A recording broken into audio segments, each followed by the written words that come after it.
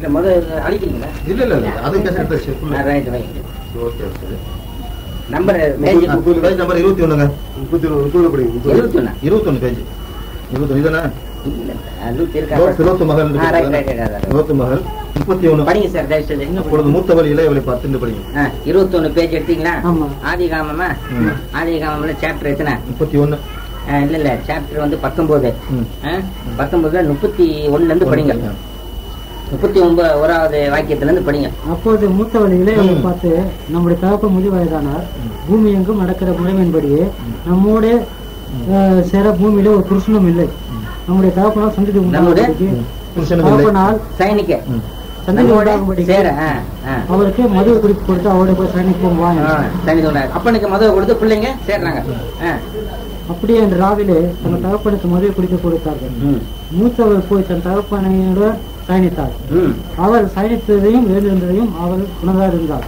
மறுநாளிலே மூத்தவள் இளையவளை பார்த்து, நேற்று ராத்திரி நான் தகப்பனை சயனித்தேன், இன்று ராத்திரியும் மதுவையும் குடிக்க கொடுத்தோம். நம்முடைய தகப்பனால் சந்ததி உண்டாகும்படி நீக்கு அவருடைய சயனியம்.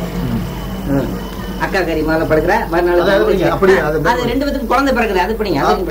அப்படி அன்று ராத்திரியிலும் தன் தகப்பனுக்கு மதுவை குடிக்க கொடுத்தார்கள். அப்போது இளையவள் எழுந்து போய் அவனோட சயனித்ததையும் எழுந்திருந்ததையும் அவன் உணராது இருந்தான். உணர்ந்திருந்தான். இவ்விதமாய் லோத்தின் குமாரத்தில் இருவரும் தங்கள் தகப்பனாலே கர்ப்பவதியானார்கள். தகப்பனால மக கர்ப்பவதியானார். ஆனா உணரவே இல்லையா? உணராம எப்படி கடைசி படிங்க. 2 பேருக்கு 2 குழந்தை பிறகு ஒரு குமாரனை போயிட்டு மோவாப் என்று பெயரிட்டார். அவள் இந்நாள் வரைக்கும் இருக்கிற மோவாப்பியருக்கு தகப்பன். இளையவளும் ஒரு குமாரனை பெற்றார். 2 பேரும் குமாரனை பிறகுறாங்க. இவங்களுக்கு எப்படி சந்ததி வந்துச்சு? ஒரு குமாரன் ஒரு குமாரத்தி பண்ணா 2 பேரும் சேர்ந்து பிள்ளைங்க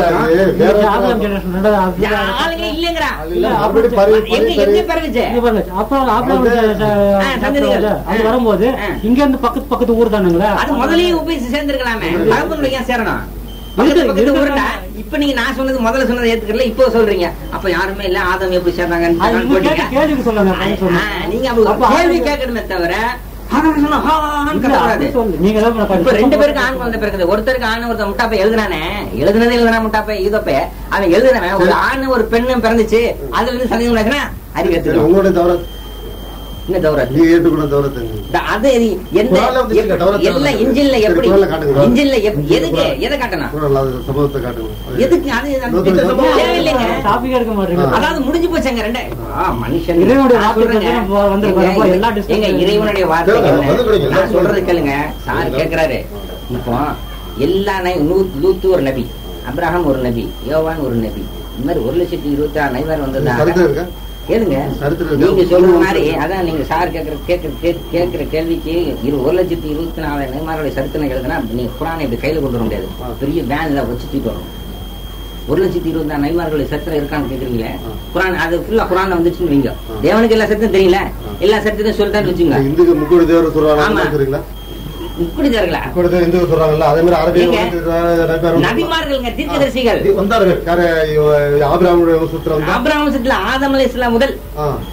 இறைவனிடத்து வந்த மக்களுக்கு நேர் வழி காட்ட வந்த தீர்க்கதரிசிகள் மேற்பட்ட என்னது வந்ததுக்கு யாருக்கு நபிமார்கள் சொல்றது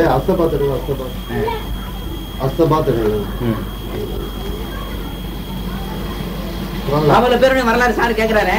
அது வரலாறு சொன்ன வர முடியுமா? தூக்கிட்டு வர முடியுமா? 47 படிங்க. படிங்க நீங்களே படிங்க. நீங்களே 47 100,000 சில்லற கணக்கு வருவ. மீன் வயிற்றுல ஊர்ல இருந்து 1,00,000 பேர் இருந்து தப்பிக்கப்பட்டாங்க. அதனாலதான் அந்த பேர் வருது. ஆனா அத்தனை பேருடைய வரலாறு இதுல வந்தா என்ன ஆகும்? குரான் இப்படி தூக்கிட்டு வர முடியுமா? அதான் நீங்க வந்து 1,00,000 கரெக்டா இல்ல, 100,000க்கு மேலே சொல்லப்படும். எண்ணிக்கை வித்தியாசம் இருக்குது. அத்தனை பேருடைய வரலாறு சொல்றீங்க. என்னங்க அத்தனை பேர் வரலாறு எப்படி சார் வரும்? அதுல நீங்களே சொல்லுங்க. அத்தனை வரலாறு குரான் இப்ப நீங்க கையில தூக்கிட்டு வர முடியுமா? ஏன் உலகத்தை ஏன் பிடிக்க முடியாது? இப்படி ஒரு லாரியில தான் கொண்டு வரணும். அத்தனை பேர் இவங்க இப்ப பிறந்தாங்க, எத்தனை கல்யாணம் பண்ணாங்க, எவ்வளவு குழந்தை வந்துச்சு, எப்ப மறிச்சாங்க அப்படின்னு எடுத்துட்டு வந்தாங்க. நீ கேக்குறீங்க அது அவர் வரலாறு இருக்கா? அவர் வரலாறு இருக்கான்னு வரலாறு எல்லாருடைய தேவையில்லை மனிதனுக்கு. இறைவனுடைய கட்டளை எப்படி நடக்கணும், இறைவனுடைய கட்டளைகள் என்ன, கமாண்ட்மெண்ட்ஸ் என்ன, எல்லாரும் பேசிக்கிட்டு இருந்தா போச்சு. ஒண்ணுதான் ஒரு விஷயத்த ஒழுங்கா விளைங்க தெளிவா. சும்மா பைபிளையும் குரான் போட்டு குழப்பாதீங்க. குரான் சாப்டர் தனியா வச்சுக்கிறோம், குரானை பத்தி டிஸ்கஸ் பண்ணுவோம். Old testament old testament discuss பண்ணுவோம், இல்ல நியூ டெஸ்ட்மெண்ட் ஏதாவது ஒண்ணு எடுத்து டிஸ்கஸ் பண்ணி அதுலயே சாவோம். அதை விட்டு போட்டுட்டு டக்குன்னு அதை போட்டு இதை போட்டு இந்த பச்சந்தி வேலை வேண்டாம். ஒன்லி முதல்ல இது நான் சொல்றது கேளுங்க. இப்ப 2 பேரும் லூத்து தன் மகளுடன் உணர்வு உணரவில்லை, மகள்கள் தான் அந்த விசாரம் செய்திருக்காங்க. செய்துட்டு 2 பேருக்கு ஆண் குழந்தை பிறந்திருக்கு. என்னது பட்டணத்தை தெரிஞ்சு நான் என்ன செய்ய, எல்லாம் அரபு நாட்டுல தான் இருக்குது. பட்டணத்தை தெரிஞ்சு உங்களுக்கு எனக்கு என்ன போகுது இது கேக்குறீங்களா? அதான் எல்லாரும் எந்த பட்டணத்துல என்னன்னாக்கா அவங்க லாட்சி தான் தூக்கி வரணும் குரானை. தேவையில்லை நமக்கு எங்க பிறந்தாரு எங்க இருந்தாருங்கிறதுக்கு. நமக்கு என்ன தேவை, ஜீசஸ் நீங்க ஒப்புக்கொண்டீங்கன்னா ஜீசஸோட வரலாறு தேவை. நாங்க முகமது ஒப்புக்கொண்டிருக்கோம், முகமது வரலாறு தேவை. முடிஞ்சு போச்சு. அதுக்கு முன்னாடி வரலாறுகள் தெரிஞ்சு நமக்கு என்ன போகுது, நமக்கு என்ன தேவன் இடத்துல போறதுக்கு என்ன வழி, என்ன கட்டளைகள்,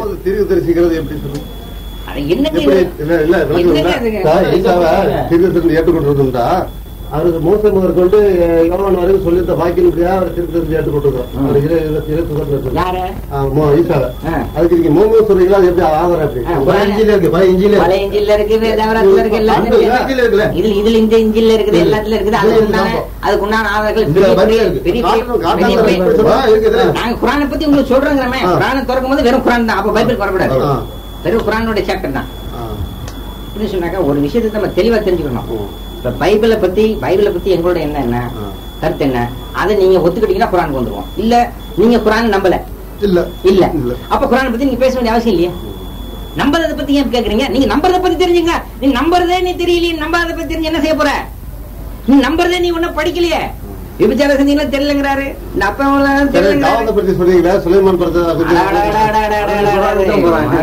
நீங்க பைபிள் சார், நீங்க பைபிளே ஒன்னும் தெரிஞ்சுக்கல, குரானை தெரிஞ்சு என்ன பண்றீங்க? அதாவது நீங்க நம்புற பைபிளே ஒன்னும் படிக்கல, நம்பாத குரானை ஏன் டெஸ்ட் பண்றீங்க?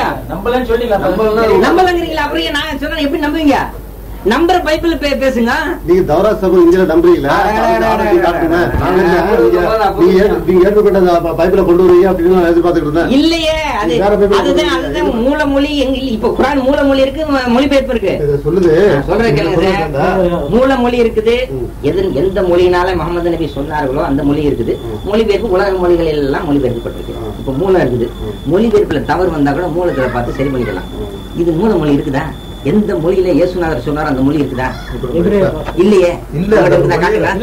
அதை நாங்க ஒப்புக்கொள்றோம். மனிதனால் எழுதப்பட்டது, மனிதனால் குரான் கூட மனிதனால் எழுதப்பட்டது. நாங்க குரான் சொல்ல மாட்டோம். குரான் இதைத்தான் சொல்லுவோம், இதை சொல்ல மாட்டோம். என்னது மனிதனால் எழுதப்பட்டது? இயேசுநாதர் வாயினால் சொன்னதுதான் இஞ்சில், மூசஸ் வாயினால் சொன்னதுதான் தௌராத். அதைத்தான் நாங்க ஏற்றுக்கொள்றோம்.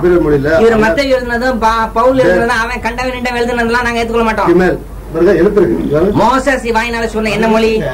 எபிரேய மொழி. அத நாங்க ஏத்துக்கிறோம். ஜீசஸ் சொன்னது மொழி என்ன மொழி? எபிரேய மொழி. அத கொண்டு நாங்க ஏத்துக்கிறோம். அது இல்ல உங்க கிட்ட.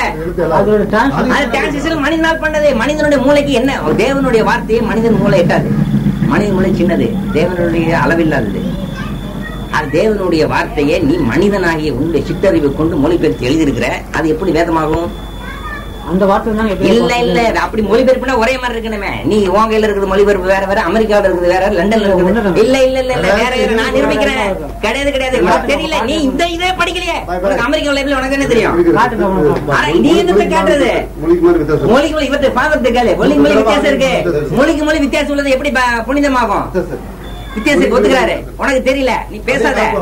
நீ மாணவன், பேசக்கூடாது.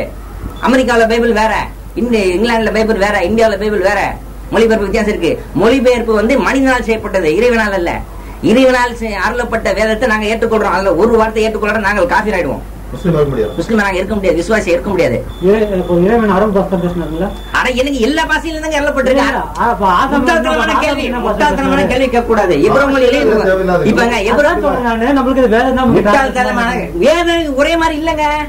ஆதாமுக்கு அரபுல பேசினாலும் கேட்கறாரு கேள்வி கேட்கறாரு. என்ன சார் இவரு இவரை ஏன் சார் கூட்டிட்டு வந்தீங்க? உங்களை மாதிரி ஒரு வயசான தெரிஞ்சால கூட்டிட்டு வரக்கூடாது.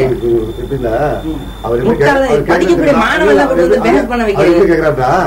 உங்களுடைய காலத்துல அரபி எழுத்து படிக்கிறீங்கன்னு கேட்கறதுக்கு எப்படி கேட்கறாங்க சார்? இப்போ இப்ப இயேசுநாதர் எந்த மொழியில எழுதப்பட்டது? அப்ப எட்டாவது மொழி எப்படியா? என்னங்க அப்ப இப்ராஹிம் மொழி என்ன? அதான் தேவன் மொழி. தேவனுக்கு எல்லாமே பொதுங்க, அவனுக்கு மொழியே கிடையாதுங்க.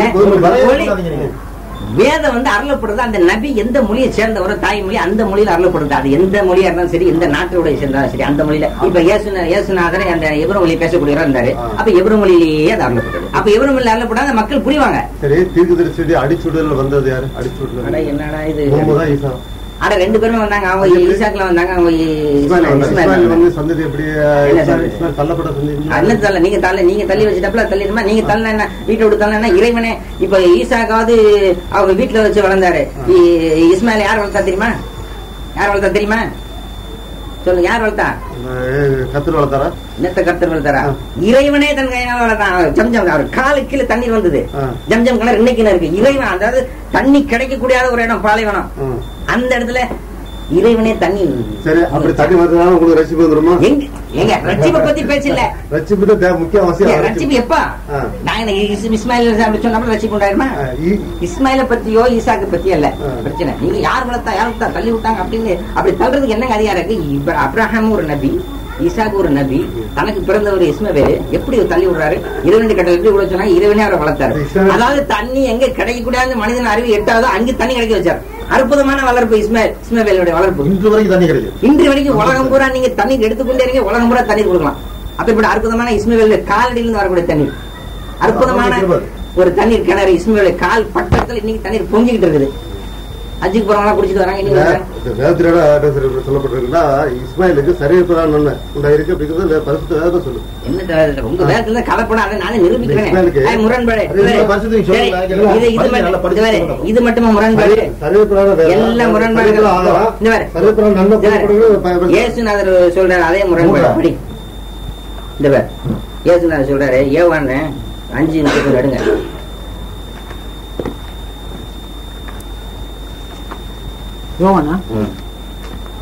கடைசி 4வது சுவிசேஷம். எத்தனை சுவிசேஷம்? 4 நிருபத்தை நான் டச் பண்ணல. சுவிசேஷத்தை எடுங்க. நிருபம் எல்லாம் கடிதம். ஏதாவது ஒரு 5:31 என்னை குறித்து நானே சாட்சி கொடுத்தா சாட்சி மெய்யாயிராது. என்ன சொல்றாரு? என்னை குறித்து நானே சாட்சி சொன்னா அது மெய்யாயிராது, பொய்யான சாட்சி. ஆமா, யோவான் 8:14 எடுங்க.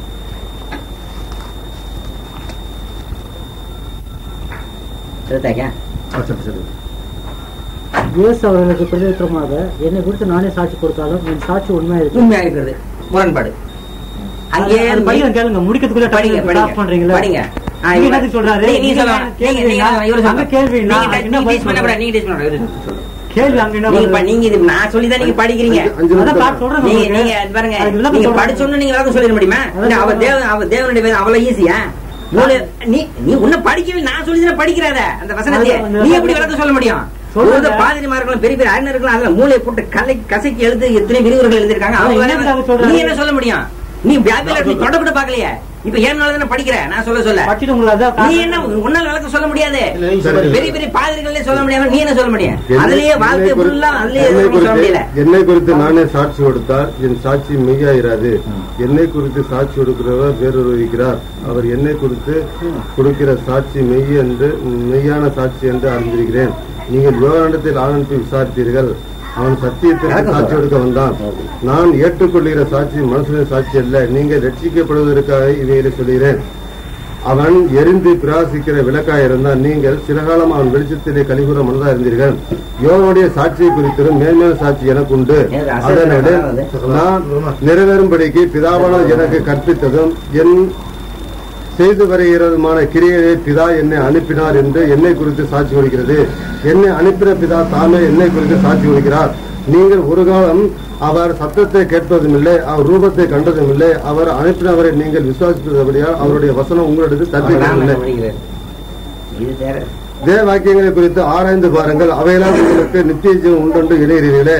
என்னை குறித்து சாட்சி ஒழிக்கிறவனும் அவைகளே. அப்படி இருந்து உங்கள் ஜீவன் உண்டாகும்படிக்கு என்னிடத்தில் வர உங்களுக்கு மனதில்லை. நான் மனசால் மகிமை ஏற்றுக்கொள்வதும் இல்லை, உங்கள் தேவ அன்பு இல்லை என்று உங்களை அறிந்திருக்கிறேன். ஒரு தடவை படிச்சிருப்பாங்க, நல்லா பேசணும், நமக்கு அறிவு தேவை, நம்ம எங்க இருந்தாலும் அறிவு எடுத்துன்னு சொல்லிருக்காங்க. சரி நல்லா நம்ம அறிமுகமா பேசுவாங்கன்னு பார்த்தாங்க. நம்மளே உங்களுக்கு பைபிள் படிச்சு எங்களுக்கு அசல் வக்து நேரமாகுது, அது ப்ரேயர் பண்ணிக்கிறோம். இல்ல இங்கே பண்ணிடுறோம்.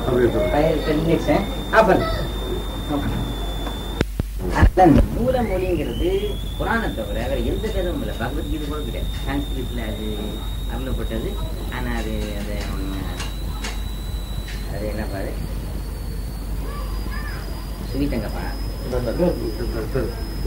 நீங்க சாப்பிடுங்க, ஒரு இனிப்பு சாப்பிடுவோம். சான்ஸ்கிரிட்ல என்ன மொழியில அருளப்பட்டது இல்லை, தமிழ்ல மொழி பெற்று வச்சிருக்காங்க. அது நான் படிச்சிருக்கிறேன். இப்படி சொல்லிட்டு கருத்து பரிமாற்றம் பண்ணியிருக்கிறேன். அவங்களும் நல்லா படிச்சவங்க, பிராமன்ஸ்லாம் நல்லா ஒத்துக்கிறாங்க. நாங்களோட பொறுமையா கேட்போம். நீங்களும் நல்லா கேக்குறீங்க, நான் ஒண்ணும் சொல்லல, நான் உங்களுக்கு ஒன்னும் தப்பு சொல்லல. உங்களை பத்தி ஒரு ஆயத்து இதுல இருக்கு, அதுதான் இப்ப உங்களுக்கு சொல்ல கிடைக்க மாட்டாங்க. உங்களை பத்தி தான் சொல்லப்படுற பத்தியோ இல்ல இல்ல இல்ல இல்ல. இப்ப இதுல வந்துடும், இதுல வந்துடும் பாருங்க. உங்களை பத்தி என்ன சொல்லப்பட்டிருக்கு, அதே மாதிரி எங்களை பத்தி உங்க பைபிள்ல சொல்லப்பட்டிருக்கு. நான் காட்டுறேன், நீங்க ஆச்சரியப்படுவீங்க. பேசக்கூடாது, அது அந்த வசனத்தை நான் காட்டுவேன், சிந்திக்கணும். கிறிஸ்துவர்கள் உங்களுக்கு நெருங்கிய நண்பர்களாவார்கள்.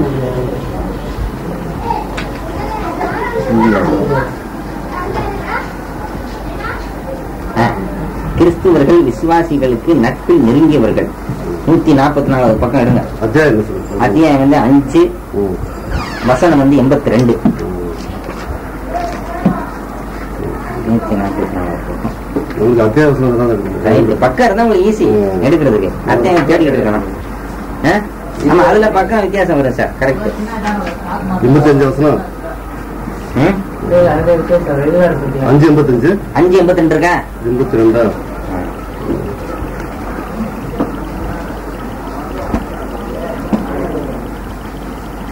आन कर कहीं உங்களுடைய இருக்கா குரான்? மார்க் பண்ணி வச்சிருக்கீங்களா? Very good. அப்ப நீங்க படிச்சிருக்கீங்க, படிங்க. நிச்சயமா யூதர்கள் இணையப்பவர்களையும் மூமின்களுக்கும் கடும் பகைவர்களாக இருக்கிறார்கள். யார்? யூதர்களும் இணையப்பெற முஸ்லிம்கள் பகைவர்களாக காண்பீர். நிச்சயமா நாங்கள் கிறிஸ்துவர்களாக இருக்கிறோம் என்று சொல்பவர்களை மூமின்களுக்கு நேசத்தால் மிகவும் நெருங்கியவர்களாக காண்பீர். நீ காண்பீர். ஏனென்றால் அவர்கள் கட்டறிவித்த குருவர்களுக்கும் புரிவர்களும் இருக்கின்றனர். மேலும் அவர் இருமாப்பு கொள்வதில்லை. அதனால அவர் நீங்க உங்களை பத்தி அழகி எங்களுக்கு நம்ம தேவன் எப்படி முகமது நபி மூலியமா சொல்லியிருக்காரு உங்களை பத்தி. அவர்கள் இருமாப்பு புரியுவேன் நல்லா சொல்ல மாட்டாங்க. உங்களை பத்தி குரான்ல சொல்லிருக்காங்க அருமையா. ஈசா நபி மட்டும் இல்ல, உங்களை பத்தி கிறிஸ்துவர்களை பத்தி அழகா சொல்லிருக்கு. இருமாப்பு கொள்ளாம. ஆனா யூதர்கள் இருமாப்பு கொள்வார்கள். இந்த பல தெய்வ கொள்கை விக்கிரகங்களை முஸ்லிம்கள் அவர்கள் இருமாப்பு கொள்வார்கள். ஆனா கிறிஸ்துவர்கள் பணிவானவர்கள், அன்பானவர்கள். அவர்கள் தான் உங்களுக்கு குரான்ல உங்களை பத்தி எவ்வளவு அழகா சொல்லியிருக்கு. உங்களை நாங்கள் நண்பர்களாகவும் நேசர்களாகவும் சகோதரர்களாகவும் பாவிக்க சொல்லியிருக்கு குரான்ல. படிச்சீங்களா? படிங்க, அதை படிங்க, மறுபடியும் சிந்திங்க.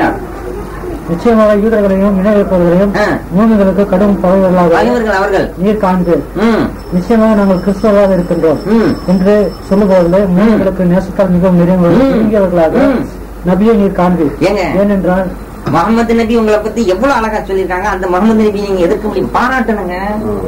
அந்த முகமது நபி நீங்க எதிர்க்க முடியுமா? உங்களை பத்தி எவ்வளவு உயர்வா உங்களுக்கு நண்பர்கள் கிறிஸ்தவர்கள் தான் அவ்வளவு அழகா சொல்லியிருக்கு. நீங்க முகமது நபி தரப்புறம் சொல்லலாம். நினைக்கிறீங்க? ரொம்ப வருத்தமா இருக்கு சார் மேல. இருக்கிறேன் முகமது நபி பத்தி என்ன எழுதியிருக்காரு, முஸ்லீம்களுக்கு ஒரு அரிய வாய்ப்புன்னு சொல்லிட்டு தப்பா எழுதி தமிழும் சரியில்லை. என்ன முகமது நபி கள்ள தீர்க்கதரிசி முகமது நபியா கள்ள தீர்க்கதரிசி சொன்னாங்க. முகமது நபி நீங்க என்ன சொல்லிருக்கீங்க? என்ன சொல்லிருக்காரு சாரு? இந்த மாதிரி தீர்க்கதரிசி அரபு நாட்டுல தோன்றது ஒண்ணு தப்பு இல்லை, நாங்க ஒன்னும் ஆச்சரியப்படுறது இல்ல. ஈசா நபி அது இருக்கு, நீங்க சொல்ல வேணாம், ஏன் இருக்குது. முகமது நபி எழுதுறீங்க எப்படி நீங்க எழுதலாம்? உங்களை பத்தி முகமது நபி உயர்வா சொல்லியிருக்காரு, நீங்க முகமது நபி எழுதுறீங்க. அவர் அனைவரும் இருந்திருக்காரு. இருந்திருக்காரு முகமது. உங்களுக்கு எப்படி தெரியும்? சொல்லுது. எங்க சொல்லுது? சொல்லுதா? கிறிஸ்துவ நண்பர்கள் சொல்றாங்களே அவங்கதான் இருந்ததுனால என்ன சொல்றாங்க, பழகினதுனால. நீங்க நண்பர்கள் எப்ப பழகதான சொல்ல முடியும்? அப்ப முகமது நபி கிறிஸ்துவ பழகிருக்காங்க, பழகி நண்பர்கள் அறிஞ்சிருக்காங்க. ஈதர்கள் விரோதிகள் அறிஞ்சிருக்காங்க. ஈசா நபிக்கு விரோதி ஈரர்கள், முகமது நபிக்கு விரோதி. ஆனா கிறிஸ்துவர்கள் நண்பர்கள், நட்பில் நெருங்கியவர்கள். எவ்வளவு அழகா வச்சிருக்காங்க. சார் என்ன சொல்றாரு, ஒரு வார்த்தை நீங்க ஆவேசப்பட வேண்டாம். நீங்க என்ன கருத்துல இருக்கீங்க? நீங்க சொன்னதை யாருக்கு கூட டெஸ்ட் பண்றீங்க? நான் சொல்லி எழுதுறேன். நீங்க யாருக்கு டெஸ்ட் பண்றீங்க? நீங்க அதை யாரை குறிக்கிறீங்க? நான் படிக்கிறேன். நீங்க என்ன சொல்றாரு பாருங்க. அப்படி எழுதலாமா? எனக்கு ரொம்ப சரி, அப்புறம் கேட்டுக்குவோம். இது அறியாமல் எழுதுறது உண்டு சரின்னு சொல்லிட்டு நான் அப்படியே அதை வச்சிருக்கிறேன். இருக்கா? இது வசனத்தை போட்டு இந்த இது தீர்க்கதரிசி, கள்ள தீர்க்கதரிசின்னு சொல்லிட்டு இருக்காரு. இதுதான் முகமது நபியுடைய மதம் கிபி 6வது நூற்றாண்டில் தோன்றியிருக்கிறது. இது எங்களுக்கு ஆச்சரியம் இல்லையே. முகமது நபி பற்றி சொல்றீங்க, எங்களுக்கு இது ஆச்சரியம் இல்லையே. எப்படி எனில் ஈசா சொன்னார், என் நாமத்தை கொண்டு அநேக கள்ள தீர்க்கதரிசி தோன்றுவார்கள். அப்ப நீ முகமது நபி முகமது நபி ஏன் குறிப்பிட்டு சொல்றீங்க? கள்ள தீர்க்கதரிசி அது முகமது நபி சொல்லும் போது ஏன் சொல்றீங்க? அது அடையணும். முகமது நபி பத்தி சொல்றீங்க. நீங்க பேசக்கூடாது. பேசுறது கேளுங்க. மறுபடியும் நீங்க தப்பு பண்றீங்க. வாய்க்கு ஒரு பிளாஸ்டர் விட்டுப்பா. பேசுறது கேளுங்க. பைபிள் ஒன்னும் படிக்கல, நீ என்ன உபதேசம் பண்ண வர எனக்கு? பைபிள் நான் உனக்கு கத்துக் கொடுக்க வேண்டியது இருக்குது. நீ என்ன எனக்கு உபதேசம் பண்ற? அப்படி வா, அதை விட்டு போட்டு எனக்கு என்ன நீ உபதேசம் பண்ற? முகமது நபி என்ன சொல்றாரு? முகமது நபியுடைய மதம் இந்த முகமது நபி பத்தி ஆராய்ச்சி சொல்லியிருக்காரு. ஆரம்பிச்சதுன்னா அது கள்ள தீர்க்கதரிசி உங்களுக்கு நான் நோட் பண்ணிருக்கேன். நீங்க ஒரு தடவை படிச்சிருப்பீங்க, நான் 6 தடவை படிச்சிருக்கேன். நீங்க எங்களுக்கு அது யார் முகமது நபி கள்ள தீர்க்கதரிசி சொன்னாரு? நீங்க முகமது நபியை கோட் பண்ணி சொல்லிருக்கீங்களா? அது 6ஆம் நூற்றாண்டுல அரபுல தோன்றாருல. அப்ப அவர் ஈசா சொல்லிருக்கிறது எங்களுக்கு ஆச்சரியம் இல்லையே. அவருக்கு ஈசா தான் கடைசி, இஸ்ரேலுக்குள்ள கடைசி அவர் தான். அதனால அவர் மூலமா தான் ரட்சிப்பு உண்டு. அப்ப அவரை ஏற்றுக்கொள்ள ரட்சிப்பு இவரால் இல்லாம ரட்சிப்பு வேற இல்ல. பரிசுத்த ஆவியை நாங்க பெற்றிருக்கிறோம். அது உங்களுக்கு போன வரம் கிரேஸ் தெரியுங்க. அது எங்களுக்கு நாங்க பெற்றிருக்கிறோம். அவர் முகமது இல்ல. நான் சொல்றது கேளுங்க. முகமது இல்ல நீங்க சொல்லக்கூடாது. பரங்கப்பா எழுதின சுவிசேஷம் கொண்டு இருக்கேன். ஏற்றுக்கொள்ள முடியாது. ஏற்றுக்கொள்ள முடியாது. கல்லங்கிறீங்களா? இப்ப அது கல்ல, அதுல முகமது நபி பத்தி இருக்கு, அது கல்ல. இப்ப பவுல்ல அது இல்ல, அதனால இவர் நல்லவரு. இப்படி உங்களுக்கு எது தேவையோ அப்ப நீங்க உங்களுக்கு மனசாட்சி இப்படி நடக்கிறீங்களே தவிர உண்மையா தெரிஞ்சுக்கணுங்கிற எல்லாம் இல்ல.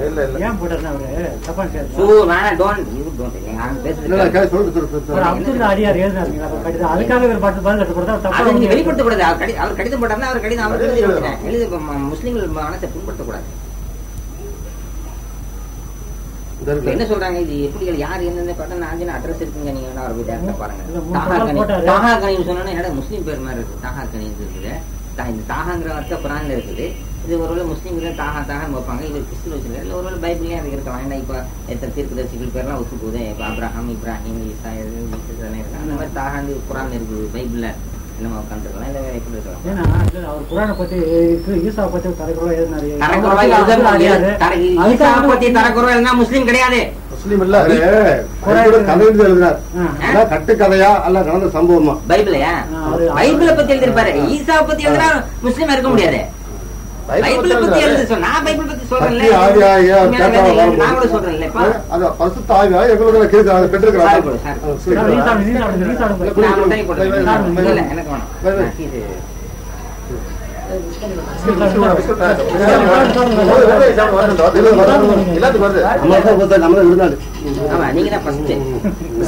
எனக்கு விருந்தாடி மட்டும் இல்ல, நட்பில் நெருங்கியவர்கள் முகமது நபி சொல்றாங்க. இன்னைக்கு நீங்க அந்த வசனத்தை நீங்க நோட் பண்ணி வச்சிருக்கீங்க. பிரதர் சொல்லிவிடுங்க. முகமது நபி நட்பில் இருந்தவர் சொல்லதான் செய்வாரு. ஆமா, அப்படிப்பட்டவரை நீங்க ஏற்றுக்கொள்ள வேண்டாமா? ஏற்றுக்கொள்ள தீர்க்கதரிசி எப்படி ஏற்றுக்கொள்ள முடியும்? தீர்க்கதரிசி இல்லாம இப்படி சொல்லுவாரா? அது அப்படி இல்லையா? அது தீர்க்கதரிசி ஏங்க நான் சொல்றேன். அல்லாஹ்வை பின்பற்றுவாங்க, ரப்பை பின்பற்றுவாங்க. ஏங்க அல்லாஹ் தாங்க நமக்கு எல்லாத்தையும். அது இல்ல, ரப்பு வேற அல்லாஹ் வேற. அது திரும்ப நான் வித்தியாசம் காட்டுறேன். நான் சொல்றேன் கேளுங்க. ரப்புங்கிறது மட்டும் இல்ல, எத்தனையோ இன்னும் நிறைய திருநாமங்கள் உண்டு. 99 திருநாமங்கள் அது ஆயிரக்கணக்கில் இருக்கு. இப்படி சொல்லி நம்ம தப்பிச்சிடக்கூடாது. இதுக்குதான் மூலத்தை படிக்கணுங்கிறது. நீங்க மொழிபெயர்ப்ப படிச்சு நீங்க சாப்பிடுங்க. எனக்கு இந்த மிட்டாய் தான். ஆமா, உங்களை தான் நாங்க உபசரிக்கணும். என்ன அதுதான் உங்களுக்கு. அதுக்கு தான் நான் குரானை டெஸ்ட் பண்ணல. ஏன்னு சொன்னாக்கா நீங்க குரானை இப்ப விளங்க முடியாது. நீங்க இருக்கிற ஸ்பிரிட்ல குரான் உங்க மண்டையில ஏறாது, எனக்கு தெரியும். நீங்க பைபிளை பத்தி நல்லா விளங்கிக்கிட்டு ஒரு வருஷமா 2 வருஷமா என்கிட்ட வந்து பைபிளை பத்தி. ஆமா, ஏன்னா வந்து நாங்க தொழில் இருக்குல்ல, உங்களுக்கு தொழில் கடை இல்ல. நான் வந்து ஹோல்சேல்ல கவரிங் சப்ளை பண்றேன். காலையில போவேன், சாயந்தரம் வருவேன், லேட் ஆகும். அப்போ நான் ஞாயிற்றுக்கிழமை லீவு. ஞாயிற்றுக்கிழமை கூட எங்களுக்கு இன்னைக்கு அவங்க கூட பேசுவீங்களா? எல்லா சைத்தான்டையும் பேசிருக்கிறேன், ஒரு சைத்தான் விடல. நிறைய பேர் வந்து பேசிட்டு இருக்காங்க. ஆமா, ஒருத்தர் பதில் சரியா சொல்லல. இந்த நஜாசத்துக்கு எத்தனை கடிதங்கள் எழுதுனா ஒரு பதில் வரல. பிஜே ஜெயலலிதாபதினு சொல்றாங்க. சாருக்கு எல்லாம் தெரியுது. நீங்களும் எல்லாத்தையும் டெஸ்ட் பண்ணி தான் இருக்கீங்க. எல்லா ஜமாத்தையும் டெஸ்ட் பண்ணிருக்கீங்க. ஆனா பைபிளை பைபிளை டெஸ்ட் பண்ணலையே. அதனால எனக்கு ரொம்ப கேவலமா இருக்குது, வருத்தமா இருக்குது. எல்லாத்துக்கும் பைபிள் நான் என்ன சொல்றேன்னாக்கா எல்லா ஜமாத்தையும் விடுங்க, குப்பை தூக்கி போடுங்க. ஆமா ஜமாத்து, நஜாஸ் ஜமாத்து, பண்டித் ஜமாத்து, அந்த ஜமாத்து, எல்லா ஜமாத்தையும் விட்டுருக்கோம். நீங்க பைபிளை பிடிச்சிக்கணும். உங்களுக்கு செய்த லாஸ்ட் உபதேசம் என்ன? பைபிளை டாக்ட் பாட்டம் கரெக்ட் கொடுங்க, நல்லா சிந்திங்க. ஒண்ணு அதாவது நீங்க கிறிஸ்டின் அப்படிங்கிற இதுல படிக்கக்கூடாது. என்ன இல்லை, ஒவ்வொரு சிந்திக்கணும். அறிவு நீ சிந்திங்கன்னு பைபிளோட சொல்லியிருக்கேன். சிந்திக்க சொல்லி நீ ஆராய், நல்லதை எடுத்துக்கோ அப்படின்னு பவுல் சொல்றாரு. கடைசியில பவுலுடைய கடிதங்களை சொல்றாரு. நம்ம இறந்த பிறகு திருப்பி உயிர்த்து எழுமா? நம்ம இறந்துட்ட பிறகு திருப்பி உயிர்த்து எழுமா?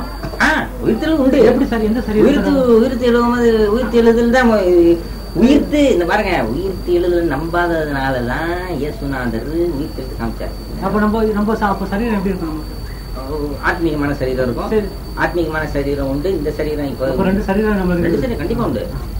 जिसमें रूहानी, जिसमें हैवानी, जिसमें इंसानी, 3 இருக்கு. जिसमें பரலோக சாட்சியோட 3 ரூஹ்னு சொன்னா இந்த ஆத்மா வந்து 3. நீங்க சொல்ற 3 இல்ல. ஜிஸ்ம் இந்த உடல் சொல்றேன்.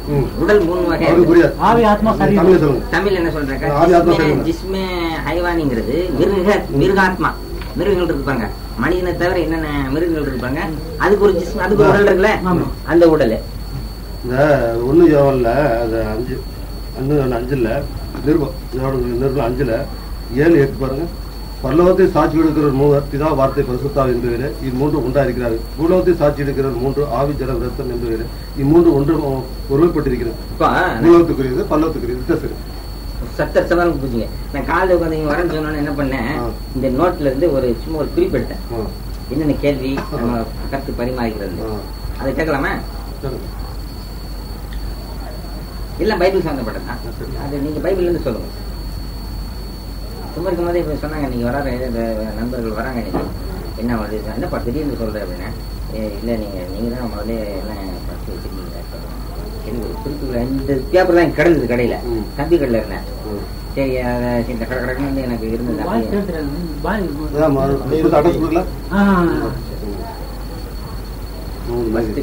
இப்போ என்னென்ன நான் எழுதுறேன்னு சொன்னாங்க கேள்விங்க. இப்போ தேவனுடைய நாமம் என்ன, அதை முதல்ல நான் கேட்டேன். அது ஈசாங்கிறீங்க. ஈசாங்கிறது நான் கன்ஃபியூஸ் ஆகுது. ஏன்னு சொன்னாங்க, ஈசாங்கிறது ஜீசஸ். தேவன் வேற, ஈசா என்பது வேற. அதனால ஈசாங்கிறது ஒத்துக்கொள்ள முடியாது. அது வந்து நீங்க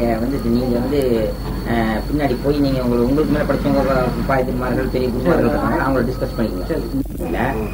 இப்ப இயேசுநாதர் என்ன சொன்னார்? தேவனே, இப்போ இயேசுநாதர் முதல்ல என்ன சொன்னார்? முன்னறிவு என்ன செய்தாரு? நான் இவர் நிலத்துல பாடுபடுவேன், சிலுவையில அறையப்படுவேன் அப்படிலாம் சொல்லியிருக்காரு.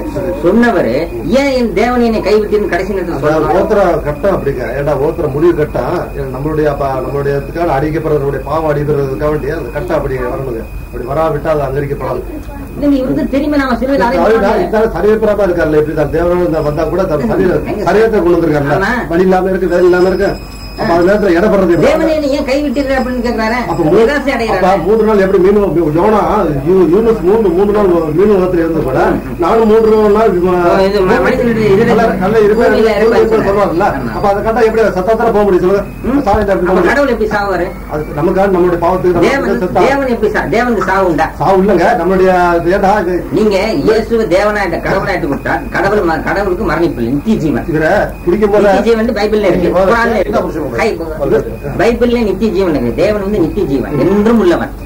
அவனுக்கு மரணம் கிடையாது, என்ன அவனுக்கு ஈடினே கிடையாது, அவனை போன்ற ஒரு வஸ்து கிடையாது. பைபிள் சொல்லுது, குர்ஆன் சொல்லுது. இப்ப தேவன் மரணிப்பாரா? மன்னித்து அவனுக்கு நம்மளுடைய பாவம் சர்வ வல்லமை உள்ள தேவன் பாவத்தை மன்னிக்க முடியுமில்ல? மரணித்துதான் மன்னிக்கலாம். அப்ப 3 நாள் அவர் மரணித்து மண்ணடியில கிடந்தா 3 நாள் ஒண்ணு என்னைய காப்பாத்தினது யாரு? நீங்க சொல்லாதீங்க. சொல்றதுக்கு பைபிள்ல தான் காட்டணும். ஆலயம் நான்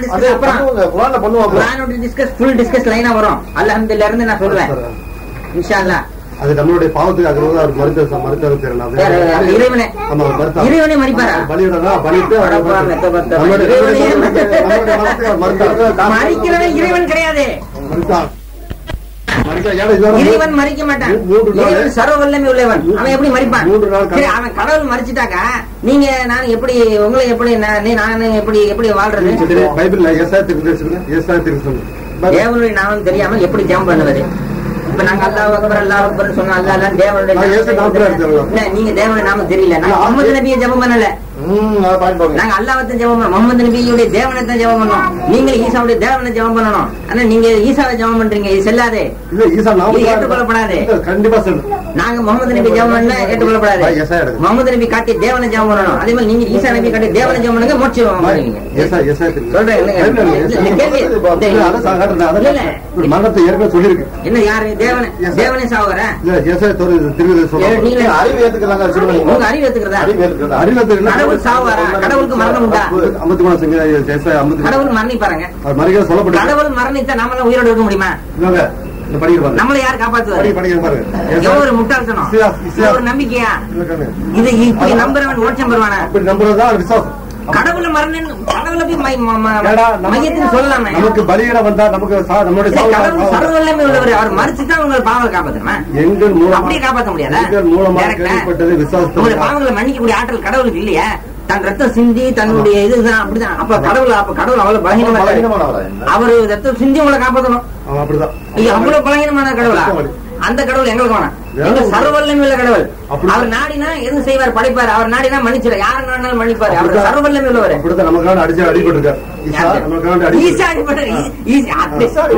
கூட அடிப்படல. நம்ம குரான் படி யார் அடிபட்டிருக்காண்டாக்கா? யூதாஸ பத்தி இப்ப ஒரு ஞாபகம் வருது. புனித ஆவி சொல்லுது. எங்கடா புனித ஆவி?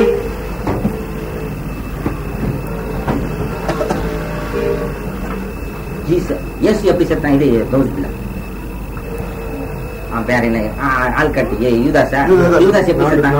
நாண்டு கொண்டு செத்தான். வேற மாதிரி சாவல. இதுதான் உங்களுக்கு தெரியும். அதுக்குள்ள நீங்க படிக்கல.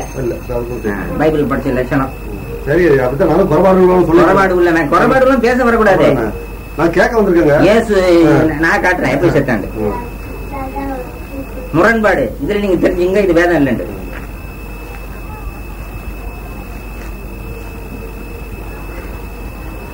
முன்னாடி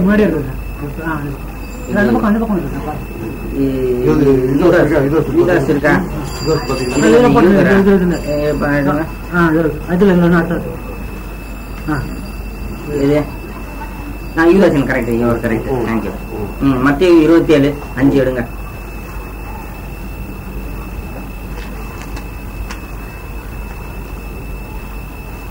அப்பொழுது அவன் அந்த வெள்ளி காசு தேவாலயத்தை எரிந்து பொருள் நாண்டு கொண்டு செத்தான். தூக்கு போட்டு அதை நாண்டு கொண்டு செத்தான்.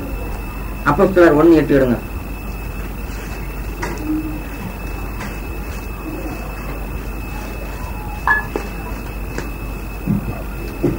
பரிசுத்தாவி இல்ல அப்போஸ்தலர் 1:8 1:18 அநீதத்தின் கூடினால் அவன் ஒரு நிலத்தை சம்பாதித்து தலைகீழாக விழுந்தான். அவன் வயிறு வெடித்து குடல் எல்லாம் சரிந்து போயிட்டு. அது வெள்ளிக்காசை வந்து தேவனத்தை எரிஞ்சுட்டு போயிட்டாங்கல்ல. அப்ப அதை எடுத்துலாம் தேவைக்கு காணிக்கப்பட்டு போடலாம் இருக்குமா? அநீர் அடைக்க மாட்டாங்க. ஒரு இடத்த யூதர்கள் வாங்கினாங்க. ஆனா இது வந்து அது வயிறு செத்த நாடோடு தூக்குவது நாடோடு செத்துருக்கான். இவனுடைய வயிறு வெடிச்சது அங்கே இருந்தா கூட இவன் அப்போஸ்தலன் எழுதுறாங்க.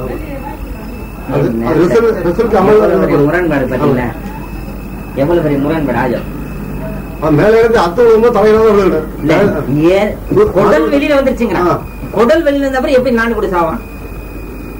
ஒரு மனிதன் எப்படிங்க நல்லா இருக்கும் நாடு கூட சாக முடியும்? தடுக்கி விழுந்து குடல் வாக்கியத்துக்கு குடல் ஒரு செஞ்சாச்சு. அதுக்கப்புறம் நாலு குடல் சாக குத்தி கொண்டான்னு சொல்லலையாங்க. அவனை தடுக்கி கீழே விழுந்து குடல் வந்து வெளியில வந்து அவருடைய பாவப்படுது. அப்படி நான் கேட்கறதுக்கு பதில் சொல்றேன். என்ன சொல்லிட்டு இருக்கீங்க? எப்படி செத்தான் தான் நான் கேட்கறேன். இப்ப குடல் வெளியில வந்துச்சுங்க. இங்க குடல் வெளியில வந்த அப்புறம் எப்படி நான்கு குடல் வெளியில வந்த அப்புறம் எழுந்திருச்சு போய் நான்கு கொண்டு சாகுறது அவ்வளவு சக்தி இருக்குமா? தடுக்கி விழுந்துங்க. தடுக்கி விழுந்து செத்தாலும் ஒரு இடத்துல இருக்குங்க. புனித இப்படி வேற வேற இப்படி வளருமா? உண்மையா ஒரே மாதிரி இருக்கும் நம்ம வசனங்கள். முரண்பாடு முரண்பாடை வச்சுக்கிட்டு புனித ஆகி தேவனுடைய வாக்கு எப்படிங்க நீங்க ஒத்துக்கொள்றீங்க? உங்க அறிவு, நீங்க அறிவு மனுஷனுக்கு இருக்குல்ல, உங்களுக்கு இருக்க அறிவு எனக்கு இருக்குல்ல. நீங்க சிந்திங்க. ஒரு கிறிஸ்துவன் அப்படி வெறியோட சிந்திக்காதீங்க, பொதுப்படையா சிந்திங்க. இல்ல சிந்திங்கிறேன். சிந்தி இப்ப வேணா, நீங்க பதில் சொல்ல வேணாம். இன்னும் டைம் இருக்கு. உங்களுக்கு இறைவன் நிறைய வாழ்க்கையை கொடுக்கட்டும். இன்னும் நிறைய நாள் நீங்க வாழணும். சிந்திங்க சிந்திங்க சிந்திங்கன்னா என்னது? உங்க பைபிளே சிந்திங்க. டோன்ட் டச் குரான். குடியிருக்கிறதுனால வந்து ஈசான மருந்து இல்லாம ஏங்க இது வேதமே இல்லங்க. பாருங்க, ஒரு இது நீங்க தப்பான ஆள் நீங்க நிறுவனமாகும் போது அப்புறம் உங்க நல்ல ஆள் நிரூபிக்க முடியுமா? தப்பு தப்புதான். வேதத்துல தப்பு வரக்கூடாது. ஒண்ணு வந்துச்சு, ரெண்டு வந்துச்சு, மூணு வந்துச்சு, அப்படி அப்படி அப்படி எல்லாம் தப்பாயிடும். இப்ப நான் எத்தனை தப்பு காமிச்சு நீங்க ஒத்துக்கிட்டீங்க. இப்ப ஒண்ணு தப்புனா ரெண்டாவது தப்பு நான் காட்டுறேன், மூணாவது தப்பு காட்டுறேன். அப்படி இப்படி காட்டி காட்டி காட்டி காட்டி தப்பான வார்த்தை கண்டுபிடிச்சிருக்கீங்க, நல்ல வார்த்தை கண்டுபிடிக்கல. எங்க இப்ப ஒண்ணு ஒண்ணா தானே வரேன். நல்ல வார்த்தை நாங்க ஒத்துக்கிறேன். இப்ப சொல்லலையா? இப்ப என்ன மரம் அந்த கடையை கொடுக்குறீங்க? எங்க எந்த மரமோ அந்த கடையை கொடுக்குறீங்க? இல்லங்க, நான் சொல்றது கேளுங்க. நாங்க தான் இஞ்சில நாங்க ஒத்துக்கிறோம்னு சொல்றோமே. இஞ்சிலுடைய இப்ப மொழிபெயர்க்கப்பட்டிருக்குது எத்தனை விஷயங்கள். இப்ப நல்ல விஷயங்களா இருக்குல்ல. இப்ப வட்டி வாங்கக்கூடாது, சிலை வணக்கம் கூடாது, இதெல்லாம் நாங்க ஒத்துக்கிறோம். இதுக்கு நாங்க மறுப்பு தெரிவிக்கணுமா? சரி, வணக்கம் கூடாதுங்கிறது நான் கேட்டுக்கொள்ள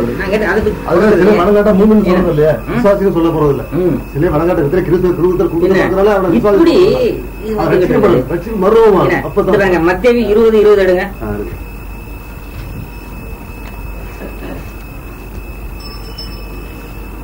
எவ்வளவு முரண்பாடு. இதுல ஒரு புத்தகம் போடுறது முஸ்லீம், அதை நான் படிச்சிருக்கேன். எதுக்கு கேட்கிற வார்த்தைய இதுல புத்தகம் போட்டது கொடுத்தாங்க. யாரு எழுது? ஜெயலலிதா. பிஜேயா? பைபிள் சொல்லிட்டு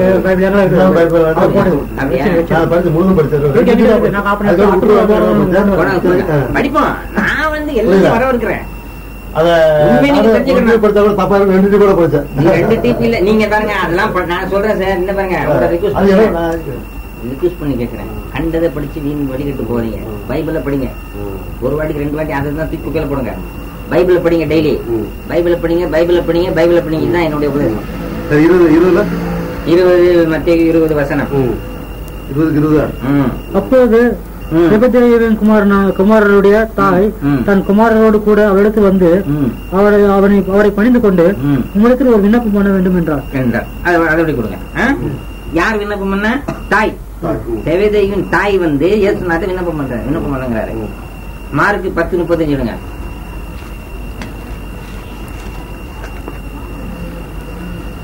சொல்லிட்டாங்க.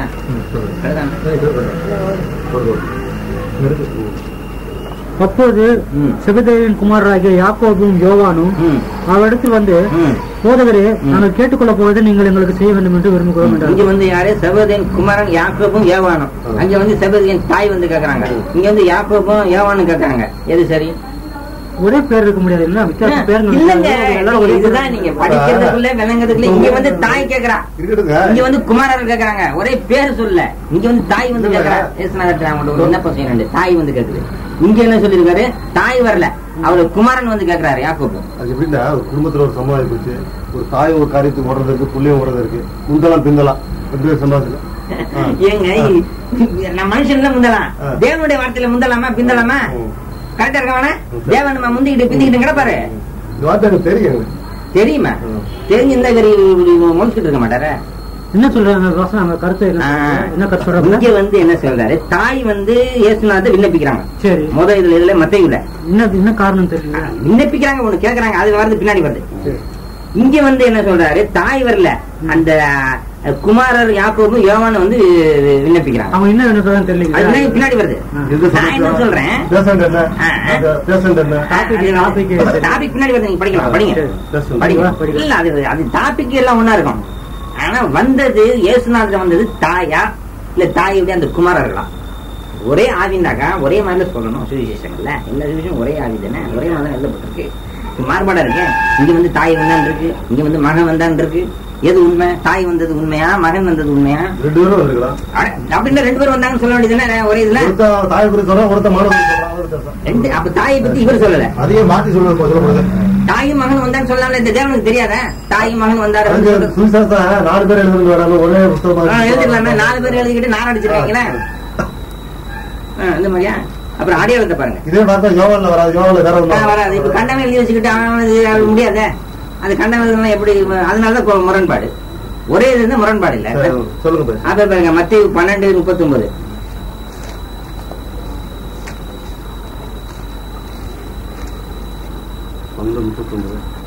அவர்களுக்கு அவர் பிரதித்திரமாக படிக்க வச்சுக்கணும். இந்த பொருளாதார விபச்சார சந்ததியர் அதை படிங்க. அவர்களுக்கு அவர் பிரதித்திரமாக 12 அதிகாரம் 39. இல்ல உங்களுக்கு முரண்பாடு காட்டுறது. அவர்களுக்கு அவர் பிரதித்திரமாக இந்த பொருளாதார விபச்சார சந்ததியார் அடையாளத்தை தேடுகிறார்கள். ஆனாலும் யோனா தீர்க்கதரிசியின் அடையாளமே என்று வேறு அடையாளம் இவருக்கு கொடுக்கப்படுவது. அதுக்கு அடுத்து யோனா இரவு பகலும் 3 நாள் ஒரு பெரிய மீன் வயிற்றில் இருந்தது போல மனுஷகுமாரனும் இரவும் பகலும் 3 நாள் பூமியின் இருதயத்தில் இருப்பார். இதுல வந்து மத்திய என்ன சொல்றாரு, அடையாளம் கேட்கறாங்க ஜனங்க. வந்து கேட்கும் போது என்ன சொல்றாரு, அவர்களுக்கு இந்த விசார சந்ததிகள் இல்லைங்க சார், கீழ்படியான தேவையா அப்படின்ற சொல்றது. அவன் கீழ்படியான அன்பா சொல்லி வரணும், இல்ல சொல்லிடணும். அவன் கேட்கறான், கேட்கல போறான், அவ்வளவுதான் தீர்வு வச்சுக்கிறேன். தேவையா பிள்ளைங்க கேட்கறாங்க அடையாளம். அவங்களுக்கு அடையாளம் என்ன தெரியுமா? யோவான் தீர்க்கதரிசி மீன்ல 3 நம்ம அப்படின்னு இதுல சொல்றாரு. மார்க் 8:12 எடுங்க.